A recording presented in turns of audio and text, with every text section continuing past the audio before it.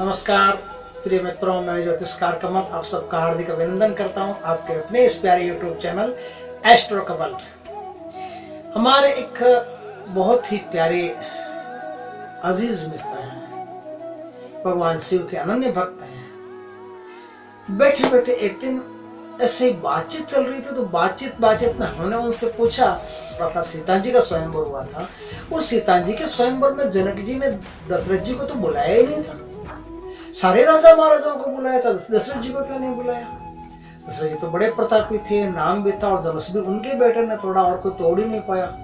कहते तिल बर भूमि ने सकई छुड़ाई, एक तिल बर भूमि धनुष की छुड़ा नहीं सका, कोई भी तोड़ नहीं सका।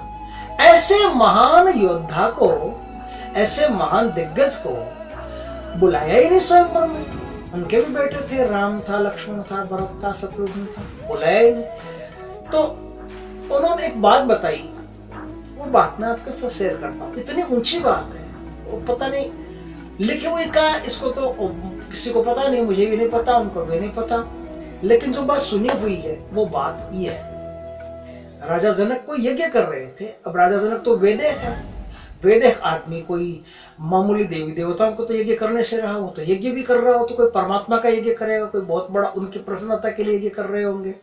उस समय यज्ञ का बड़ा बोलबाला था, तो यज्ञ कर रहे थे, लेकिन वो यज्ञ सफल नहीं हो रहा है।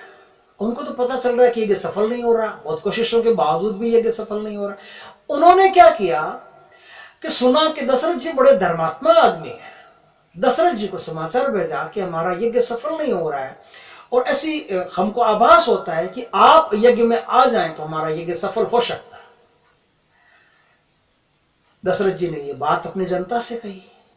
जनता में एक भंगी था, स्वीपर था, हरिजन था, जो झाड़ू निकालता है, वो दशरथ जी के सामने है। बोले क्या बात है? बात क्या है? बोले राजा जनक का यज्ञ सफल नहीं हो रहा है। हरिजन ने कहा कि राजा जनक का यज्ञ सफल नहीं हो रहा है, वो तो मैं भी करवा दूंगा, आपके जाने की क्या है? इतने छोटे से काम के लिए? बोले आप भी करवा देंगे? बोले हाँ मैं भी करवा दूंगा। इतने छोटे से काम के लिए आपको वहां जाने की कोई जरूरत ही नहीं है। बोले तुम कैसे करवा दोगे? बोले हाँ ठीक है, आप मुझे भेजिए, आदेश दीजिए, फिर देखिए कि सफल होता है कि नहीं होता है। वो गया तो उसका बड़ा मान सम्मान किया गया, वहां यज्ञ सफल हो गया। यज्ञ सफल हो गया तो बड़ी प्रसन्नता हुई। फिर पूछा कि भैया तुम कौन हो? बोले मैं तो हरिजन हूं। बोले यार हरिजन ने यज्ञ सफल करवा दिया। राजा जनक ने दशरथ जी को इसलिए नहीं बुलाया कि वो अयोध्या से पता नहीं कौन किसको भेज दे, यज्ञ का धनुष कोई भी तोड़ देगा, क्योंकि वहां तो सामर्थ्यता की कोई कमी नहीं है, वो तो बड़े समर्थ लोग हैं, कुछ भी कर सकते हैं। अयोध्या में तो एक एक आदमी समर्थ है, कुछ भी कर सकता है।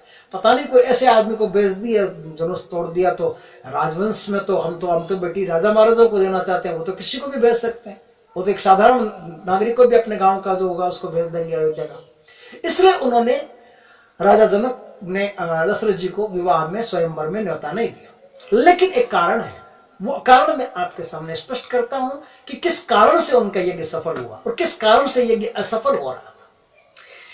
यज्ञ पुराण पुरुषोत्तम भगवान के लिए होता है, परमात्मा के लिए यज्ञ हो रहा है, और परमात्मा के लिए यज्ञ हो रहा है, उसमें परमात्मा का ऐसा आदेश है कि संसार में जितने भी मनुष्य तुमको दिखाई देते हैं, तुम कीड़े मकोड़ों को छोड़ दो, वहां तक तुम्हारी पहुंच नहीं है, तुम सबको नहीं बुला सकते।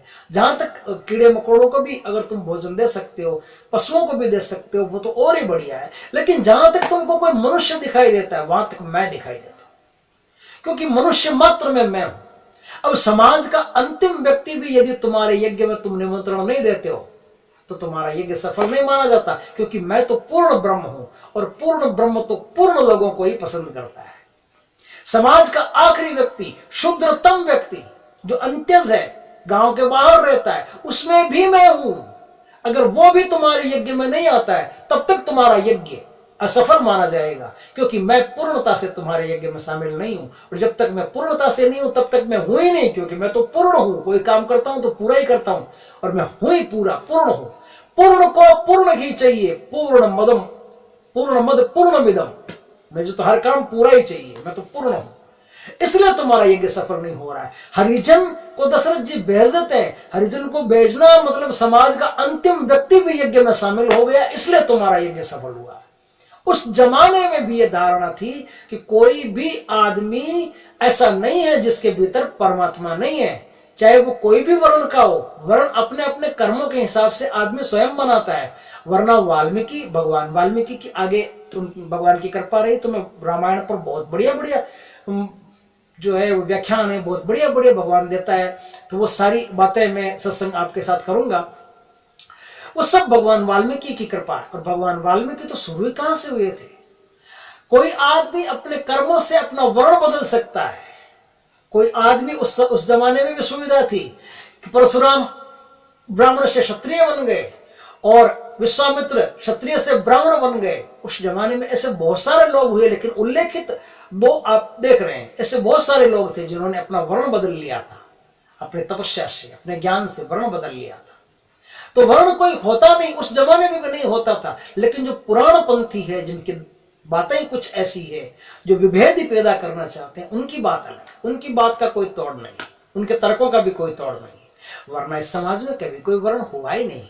गीता में तो ये कहते हैं कि चारों वर्णों को मैं पैदा करता हूं, लेकिन करता कैसे? गुण कर्म विभाग से। गुण कर्मों से, गुण और कर्मों से उनका विभाग नियुक्त होता है, जाति से नहीं होता। गीता में कहीं नहीं कहा है कि मैं जाति से वर्ण पैदा करता, नहीं नहीं।